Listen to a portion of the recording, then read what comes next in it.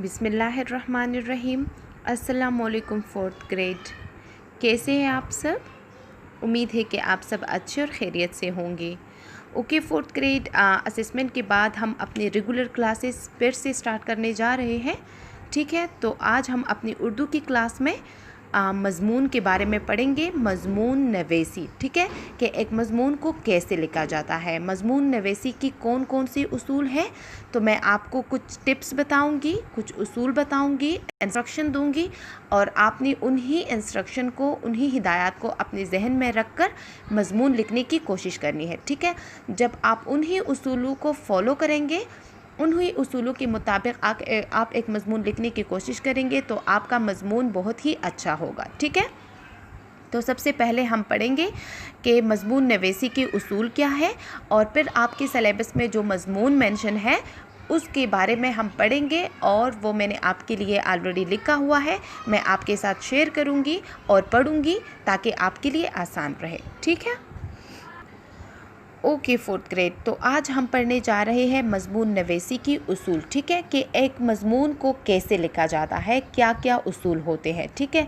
तो सबसे पहले क्लास 4 जब आपने कोई भी मज़मून लिखना है, कोई भी अगर आप ऐसे लिख रहे हो, मज़मून लिख रहे हो, तो सबसे पहले आपने क्या करना है कि अपने लिए एक टॉपिक यानी मौजू को आपने चुनना है। ठीक है, कि मेरे मज़मून का मौजू क्या होगा।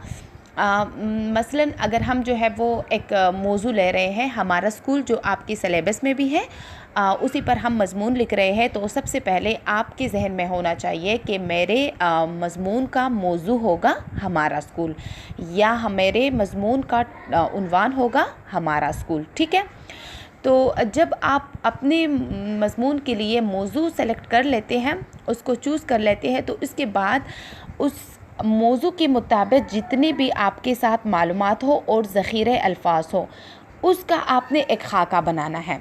सबसे पहले आपने मज़मून का मौजू, ठीक है, उसका उन्वान चुनना है, उसका उन्वान सेलेक्ट करना है। उसके बाद आपके पास ज़ख़ीरे मालूमात और ज़ख़ीरे अल्फाज का होना बहुत ज़रूरी है। लाइक अगर हम जो है हमारे स्कूल के बारे में हम मज़मून लिख रहे हैं, तो हमें अपने स्कूल के बारे में मालूमात होनी चाहिए। हमें अपने स्कूल के बारे में जो है वो मुख्तलिफ़ जो है उनकी मुख्तलिफ़ चीज़ों के बारे में हमारे पास इंफॉर्मेशन होनी चाहिए, ताकि जो हम मज़मून लिख रहे हैं तो फिर हम अपने ख़यालात का इज़हार उस मज़मून की सूरत में करें। ठीक है, तो आपने जो है वो मज़मून लिखते वक्त सबसे पहले मौजू का सेलेक्ट करना, मौजू का जो है वो चुनना, ये बहुत ज़रूरी है। दूसरी बात कि उस मौजू से मुताल्लिक़ जितने भी आपके पास ज़ख़ीरे मालूमात हो, जितने भी आपके पास अल्फाज हो, उसको आपने उसका एक खाका बनाना है कि मतलब जो है वो जिस मौजू पर आप मज़मून लिख रहे हो, तो आपने देखना है कि मैंने कौन सी बात पहले करनी है, कौन सी बात दरमियान में, और कौन सी बात मैंने आखिर में करनी है।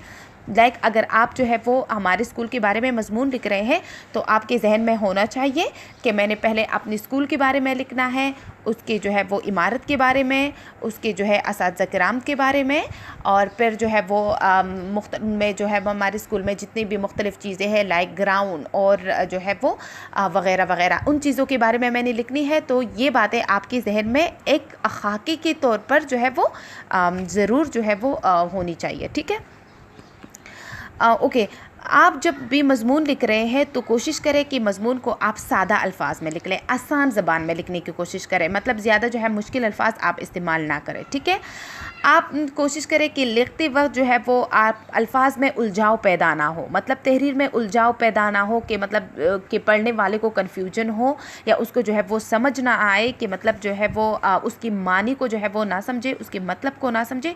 तो इस तरह जो है वो लिखने से या ऐसे करने से आपने क्या करना है, गुरेज करना है। ठीक है, अल्फाज में तकरार ना हो। ठीक है, तकरार का मतलब है कि आप जो है वो एक अल्फाज जब आप लिखते हो, एक लफ्ज़ आपने लिखा, जुमला आपने लिखा, उसको बार बार रिपीट ना करें। मतलब एक दफ़ा लिखा तो ठीक है, बस बात ख़त्म हो गई। ठीक है, दोबारा उसको लिखने की ज़रूरत नहीं है।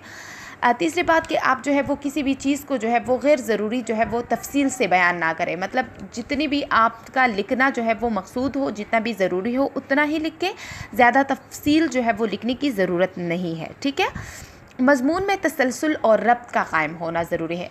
अगर आप पैराग्राफ लिख रहे हैं, पहले पैराग्राफ में आपने जो है वो मज़मून की इमारत के बारे में बताया, तो दूसरे पैराग्राफ में भी आप एक ऐसी चीज़ के बारे में बताएं जो उसी से साथ जो है वो रिलेटेड हो, जो उसी के साथ रब्त में आ रहा हो, तसलसल में आ रहा हो। ठीक है, ऐसा ना हो कि पहले पैराग्राफ में आपने कुछ और लिखा और दूसरे पैराग्राफ में आपने जो है वो कहीं और से कोई जो है वो टॉपिक उठाया और उसी को जो है वो बयान किया। नहीं, ऐसा नहीं होना चाहिए। ठीक है, मज़मून लिखते वक्त आपने ज़रूर ख़याल रखना है कि आपका मज़मून कई पैराग्राफों में तकसीम हो। ठीक है, एक पैराग्राफ में आप पूरी बात या पूरा जो है वो मज़मून मत लिखें। ठीक है, मज़मून का में ख़ास ख्याल रखें कि आपके जो है वो अल्फाज जो है वो उसकी आप कटाई ना करें। मतलब अगर आप जो है वो एक चीज़ को जो है लिखते हैं फिर उसको गलत करके काट लेते हैं तो फिर इससे जो है वो मज़मून जो है वो अच्छा नहीं रहेगा। तो आपने इमला की गलतियों का ख़ास ख्याल रखना है कि आपकी जो है इमला की गलतियाँ कम से कम हो।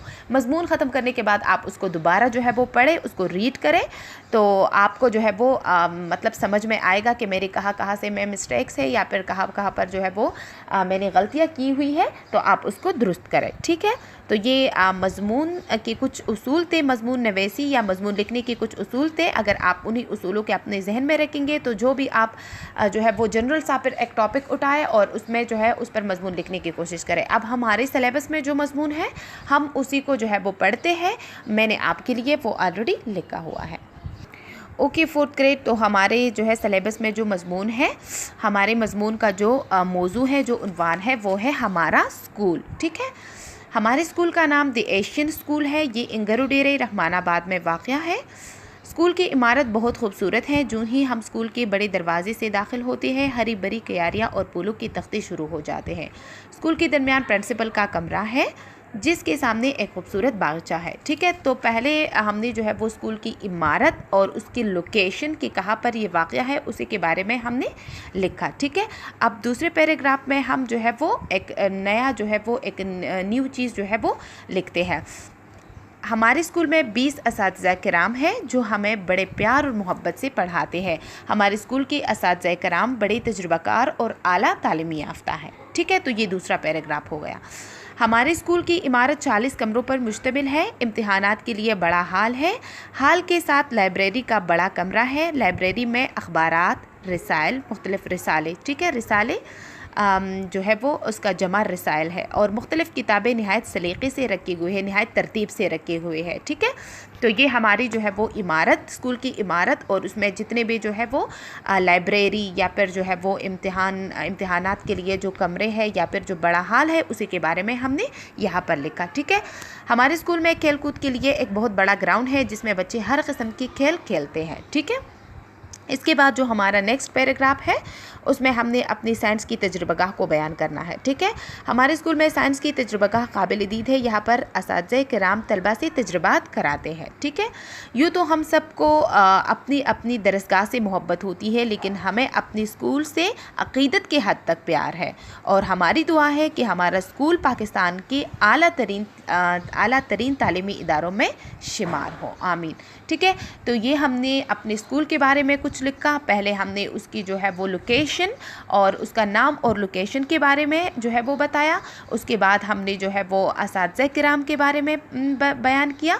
इसके बाद स्कूल की जो इमारत है उसको हमने थोड़ा सा डिस्कस किया। उसके बाद जो है वो स्कूल में जितनी भी इम्पोर्टेंट चीज़ें हैं, जितनी भी अहम लोकेशन है, लाइक जो है वो लेबॉर्ट्री है या लाइब्रेरी है, उसके बारे में हमने लिखा। और लास्ट में हमारी जो है वो जो दुआ है या फिर जो हमारे गुड विशेस है और जो हमारी अक़ीदत के हद तक प्यार है उसी को हमने बयान किया अपनी दुआओं के साथ। ठीक है, तो मैं उम्मीद करती हूँ कि ये आपके लिए बहुत आसान रहेगा। आप भी जो है वो एक आम सा जो है उन्वान उठाए, जो भी आपकी जो है अपनी मर्ज़ी से उठाए और एक उस पर एक मज़मून लिखने की कोशिश करें और अपनी पढ़ाई की तरफ और अपनी स्टडी की तरफ जो है वो फुल फोकस करें और अपनी पढ़ाई अच्छी तरीके से कर लें और अपना ढेर सारा ख्याल रखें। अल्लाह हाफ़िज़।